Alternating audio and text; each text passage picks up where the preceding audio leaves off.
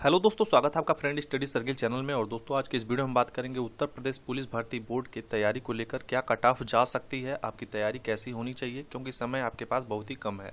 साथ ही दोस्तों बात करेंगे कि यूपी में जनवरी फरवरी में जो संभावित एग्ज़ाम है और कुछ के डेट जो है डिक्लेयर हो गए हैं, और यूपी पुलिस का डेट क्या है इसके बारे में बात होगी। चैनल पे यदि आपने पहली बार विजिट किया है तो चैनल को सब्सक्राइब कर लीजिए। साथ ही दोस्तों बेल आइकन को हिट कर लीजिएगा, वीडियो को लाइक शेयर जरूर कीजिएगा। दोस्तों, जैसा कि कल के डेट में मैंने बता दिया था कि जो रिजर्वेशन वाला चल रहा है मैटर 3 साल का, वो ऑफिशियली कल नोटिस भी जारी हो गया। और मेरे वीडियो अपलोड करने के कुछ ही देर बाद ये नोटिस जो ऑफिशियली घोषित हो गया था। और 3 साल की जैसा कि एज में सभी स्टूडेंट को छूट मिला है, चाहे वो किसी भी कैटेगरी को हो। तो इसमें जैसा कि पहले जो था कि यूआर और ईडब्ल्यूएस के स्टूडेंट 18 से 22 के लिए एलिजिबल थे, लेकिन अब जो है वो 3 साल इन लोगों को एज में छूट मिला है, तो 25 साल तक का इन सबको छूट हो चुका है। साथ ही जैसे कि पहले 18 से 27 एससी ओबीसी एसटी के लिए भी था, तो अब इसमें 3 साल और जोड़ दीजिए, तो इन सब का 18 से 27 ईयर पहले रिजर्वेशन लेने के बाद जो इसमें छूट मिलती थी, अब 3 साल जोड़ देंगे तो 30 साल ये कंप्लीट हो जाएगा। फीमेल में भी 18 से 28 हो गया है, पहले ये 18 से 25 था। तो यानी कि सभी कैटेगरी को फ़ायदा हुआ है। तो आखिर बात करते हैं कि आखिर कट ऑफ क्या रहेगी। तो दोस्तों, सबसे पहली चीज़ तो ये जान लीजिए कि भर्ती पे आप ध्यान मत दीजिए कि कितनी भर्ती आई है, क्या चीज़ें हैं, क्योंकि दोस्तों अपनी तैयारी को आप इतने अच्छे लेवल तक पहुंचा दीजिए, आपके पास समय कम है। और जो भी नए स्टूडेंट हैं, मैं अपने वीडियो में लगातार कई बार ये बातें बता चुका हूँ कि स्टूडेंट का सिलेक्शन उसी का होगा जो पहले से तैयारी कर रहा है। यानी 1 साल 1.5 साल से पहले जो स्टूडेंट तैयारी कर रहे हैं, उन्हीं का सिलेक्शन इसमें होने वाला है।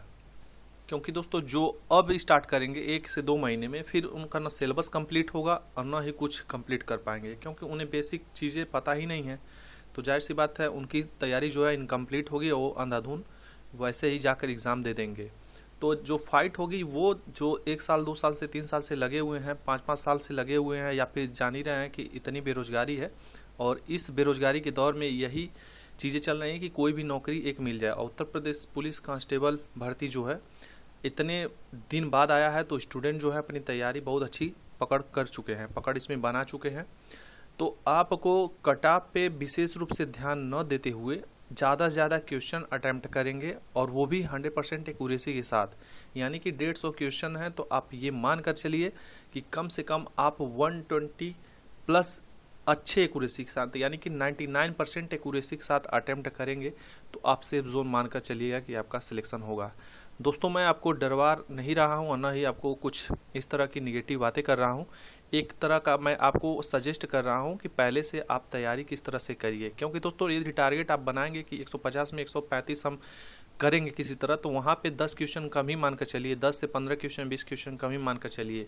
तो टारगेट ही इस तरह फिट करिए कि कट ऑफ के सिस्टम में मत रहिए। कट ऑफ से आप 10 15 20 नंबर ज़्यादा ही रहिए कि आपका फर्स्ट कॉल में ही रनिंग के लिए बुला लिया जाएगा।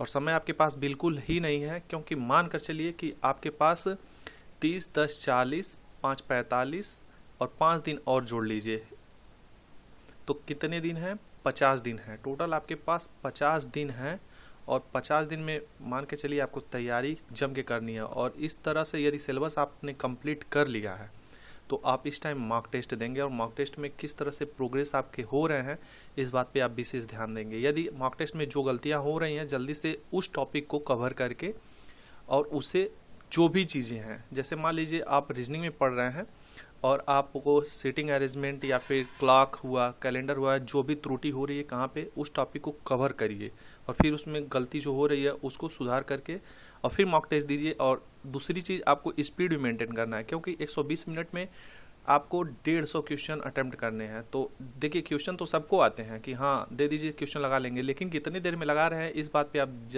ध्यान देंगे, तो लगेगा कि एक ही क्वेश्चन आपको 3 मिनट 4 मिनट लग जा रहे हैं, 5 मिनट लग जाए, तो फिर वहाँ फिर सिलेक्शन से बाहर ही मान कर चलिए हो जाएंगे।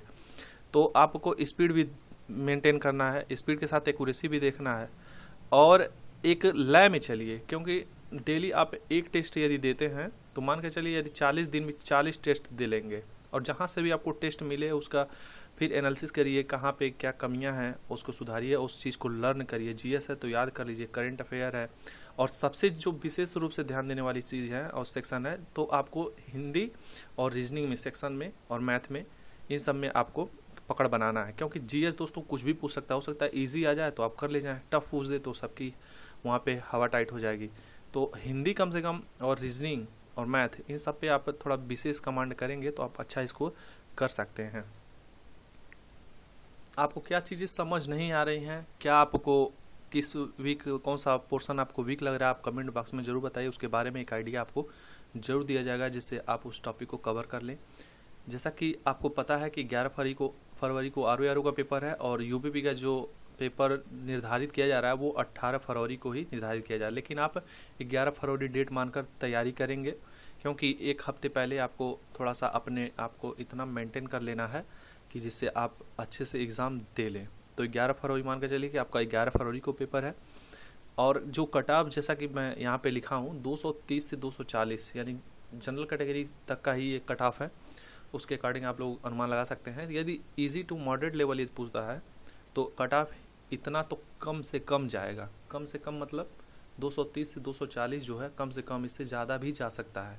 और यदि मॉडरेट टू थोड़ा सा टफ कर देगा तो 210 से 225 के बीच में कट ऑफ रह सकती है।